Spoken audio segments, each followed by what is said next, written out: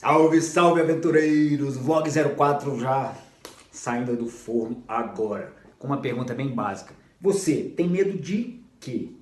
Você tem medo de sair, tem medo de entrar, tem medo de escuro, tem medo de acordar, tem medo de dormir, tem medo de sair para um lugar desconhecido, tem medo de enfrentar o desconhecido? Você tem medo de alguma coisa? Essa pergunta é uma pergunta bem básica e eu me peguei pensando nela por um motivo que me tocou o coração. Quando eu fiz o primeiro vlog, morrendo de medo dessa história, de me meter num lugar que eu não conheço, para fazer uma coisa que eu não sei, que é essa brincadeira de canal no YouTube, bom, o primeiro e-mail que eu recebi foi de um cidadão lá de Rondônia, logo ali de Rondônia. O nome dele é Alisson. E o Alisson me escreveu dizendo que ele é irmão do André. O André tem 34 anos e é deficiente visual. E me contando a história dele, que, enfim, nunca foi tratado como coitado, nunca foi tratado como, enfim, por uma questão muito simples. Ele nunca foi. Ele nunca se viu nessa posição e nunca agiu dessa forma. Pois bem, o Alisson, então, ciclista, convidou o André, que também já pedalou na infância, para fazer uma viagem de bicicleta. Uma viagemzinha básica, para quem não pedala, bem tranquila, de 400 quilômetros mais ou menos, atravessando algumas montanhas ali no Peru, acabando em Cusco. Imagine só, um deficiente visual pedalando 400 quilômetros. Bem, aqui atrás de mim, esse cidadão que está aqui no lugar de destaque aqui no meu escritório, ele chama Adalto Belli. E esse cara me ensinou muito na vida, porque um dia resolvi convidá-lo, mesmo sem o conhecer, para fazer uma viagem de bicicleta, de 1.700 quilômetros, de Brasília até Paraty, no Rio de Janeiro. E, enfim, na minha ligação ele respondeu que estava muito ocupado, que não podia ir naquele dia, mas que no outro dia ele estava pronto. Bom,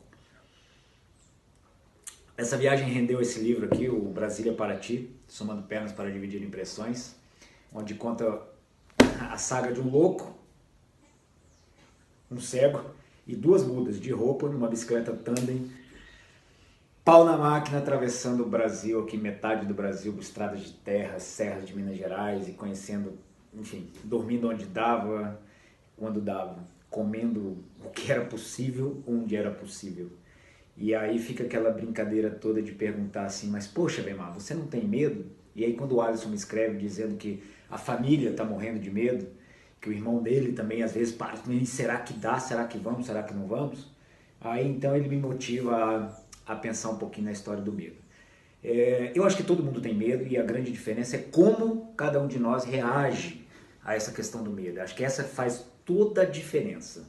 Eu posso ter uma atitude positiva e mesmo assim não me esquivar do medo. Quer ver um exemplo? Tem gente que chega à beira do abismo e se joga, né? Você está numa cachoeira, por exemplo, o cara não pensa duas vezes, ele chega lá e se joga. Ele não tem medo? Eu não acredito. Eu acho que o que ele pode ter, às vezes, é uma impulsividade para tentar resolver logo aquela situação e sair daquele dilema de ficar vou, não vou, vou, não vou. A grande maioria das pessoas, quando chega na beira do abismo, chega na hora de saltar numa cachoeira, trava e fala assim, é mais ou menos uma reação que acontece no paraquedismo, enfim, em algumas outras atitudes. Mas eu costumo pensar no esporte de aventura da seguinte forma. Eu acho que o esporte de aventura, eu costumo analisar ele como se fosse uma pirâmide. Aqui no topo da pirâmide, bem estreitinho, né? Quanto mais alto, mais estreito, encontram-se os esportes de extremos, né? Até poderia chamar de esportes radicais, mas eu não quero entrar nesse tema, depois a gente vai explicar um pouquinho mais sobre isso. Mas lá no ápice da pirâmide, o risco é muito grande, tem poucas pessoas lá no ápice, a visibilidade é muito grande, você está no cume da montanha, só que o risco é muito alto. Então, o que eu coloco no topo da pirâmide? Você saltar de uma moto por um penhasco, atravessar um vale saltando numa moto. Não é normal. Poucas pessoas fazem isso. Você também, aquelas provas que a gente tem da Red Bull, das pessoas vêm enlouquecidamente, descem uma montanha que assusta só de olhar. Aquilo ali é muito plástico, é muito, né? É a questão do...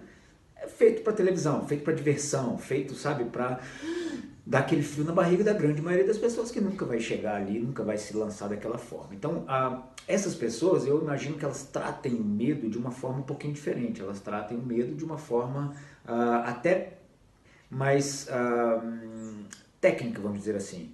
Mas eu acredito também que a sudorese seja a mesma, que a palpitação seja a mesma, a boca seca, a ansiedade, tudo isso vem proporcionalmente ao risco que você está correndo. Pois bem, se eu estou falando do ápice da pirâmide, agora eu vou para a base da pirâmide, né? A base da pirâmide é extremamente larga, onde estão a maioria das pessoas, dos praticantes de esporte e aventura. É claro que a nossa praia é esporte e aventura, então por isso a gente fala mais focado nisso, mas a gente pode pensar nisso, eu acho que para a vida inteira, sem problema nenhum. A ideia aqui na base é diferente, você já não tem aquele risco. Mas aí você vai dizer para mim, se não tem o risco, não existe o medo, ou não deveria existir o medo?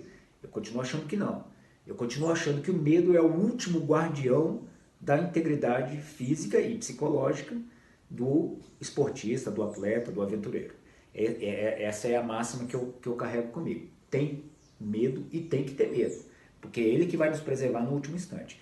A grande diferença é que aqui na base, como o risco não é aquele risco pontual, vou saltar do avião, e se meu paraquedas não abrir, o que vai acontecer?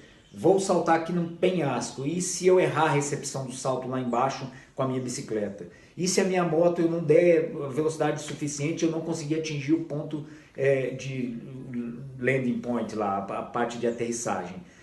O que vai acontecer? Então, aqui na base é diferente. Aqui na base, outras coisas, outros elementos vêm agregar a nossa percepção de medo, né?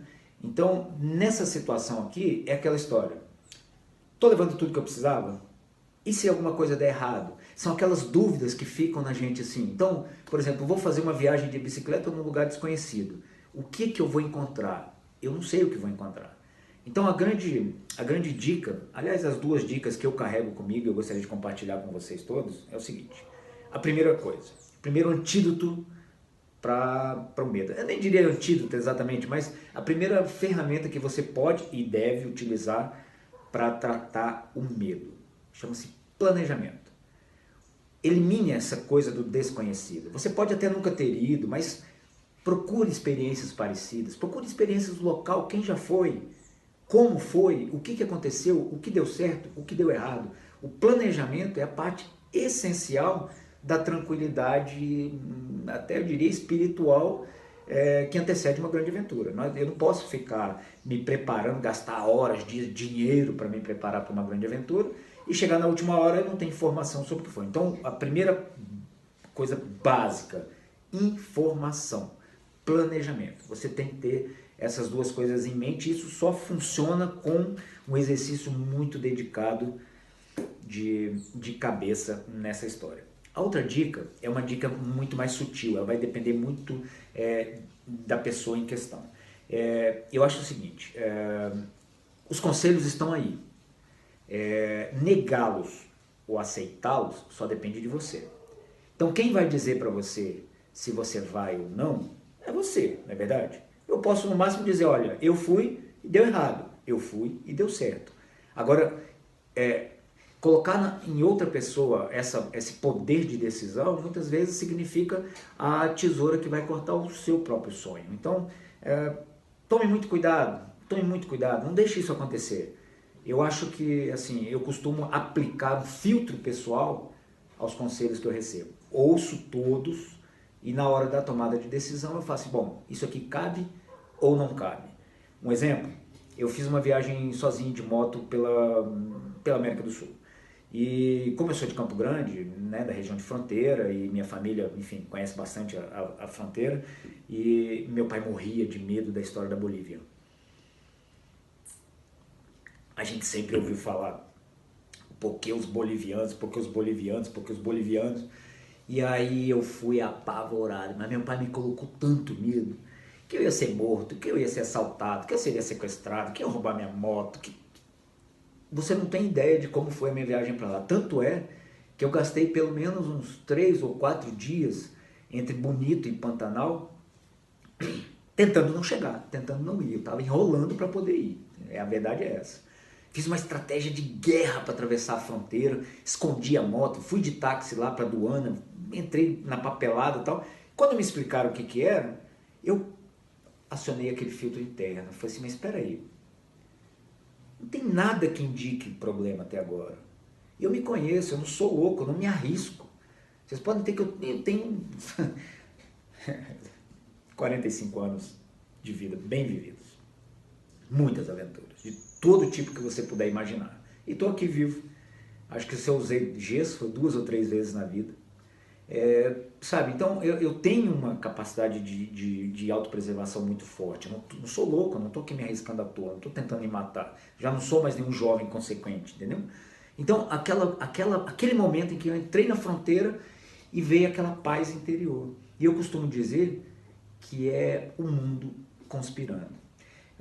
Bom, às vezes você vai ver aqui a gente falando de tantas aventuras como se fossem coisas extremamente simples, e eu tento torná-las extremamente simples, mas é claro que para cada projeto que já aconteceu, vários outros projetos não aconteceram, 10, 20, 30 outros projetos não aconteceram. Ou não aconteceram porque eu não soube colocar a ideia no papel, ou não aconteceram por conta de questões financeiras, de, enfim, não consegui patrocínio, não consegui viabilizar, ou porque estava na hora errada, no lugar errado, com a pessoa errada, com a ideia errada. Não acontece. Mas muitas coisas aconteceram. E as coisas que aconteceram, como essa viagem, por exemplo, com meu amigo Adalto Belli, de bicicleta, né? 2 loucos saindo, sem se conhecer, subindo numa bicicleta para atravessar o Brasil por estradas de terra, sem apoio, sem nada. Quer dizer, são coisas que a gente se mete a fazer e aí você tem que ter essa coisa do medo, sabe? De você estar andando sozinho numa rodovia, como já aconteceu comigo, atravessando a Amazônia peruana, que é um lugar tenso, muito tenso. Eu costumo dizer que é uma das terras de ninguém que eu já pude cruzar. E eu estou vindo de moto a 200 por hora, deitado, quase dormindo, porque é uma reta sem fim. E eu estou apoiado no tanque aqui, assim, no capacete, e andando no que dava a moto.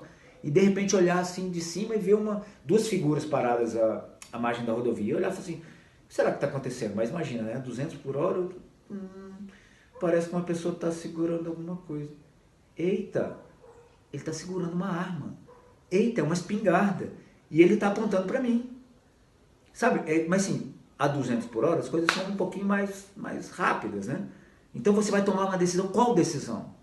Vou frear? Mas se eu frear, eu vou parar. Se eu parar, ele vai me render. O que vai acontecer?